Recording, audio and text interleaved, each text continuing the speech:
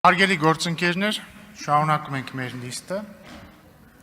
Ես ուզում եմ սկսել անդրադառնալով տեղի ունեցած միջադեպին, որի ժամանակ ես դահլիճում չեմ եղել։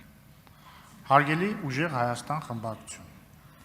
Ես շատ համբերատար մարդ եմ, եւ մենք շատ համբերատար մարդիկ ենք։ Եվ չնայած մենք շատ ուրախ ենք, որ դուք ի սկզբանե ընդունեցիք բարեկիրթ լինելու իմ առաջարկը։ Եվ ուրախ եմ նաև, որ Հայաստան խմբակցությունն ընդունեց այդ առաջարկը։ Ես պետք է արձանագրեմ, որ արդեն երկրորդ անգամ բարեկրթության կանոնները այս դահլիճում խախտվում են։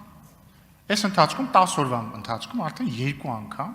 հնչել է վիրավորական արտահայտություն պարոն Կարապետյան ձեր խմբակցության ներկայացուցիչների կողմից։ Մեկը անձամբ ձեր կողմից, մյուսը Էդգար Ղազարյանի կողմից։ Ես ելի եմ կրկնում, մենք շատ համբերատար մարդիկ ենք, բայց մենք ունենք պրոբլեմ, մեծ պրոբլեմ ունենք մենք պարոն Կարապետյան, որտեղ ես պետք է ուղիղ ձեզ ասեմ, որ բարեկրթության կանոնը կամ բարեկրթության շուրջ ձեռք բերված մեր պայմանավորվածությունը քանդման եզրին է, ինչպես նաև քանդման եզրին է պարոն Էդգար Ղազարյանի այս դահլիճում գտնվելու հարմարավետ պայմանների ապահովման գործընթացը։ Ես հուսով եմ դուք ճիշտ եք հասկանում։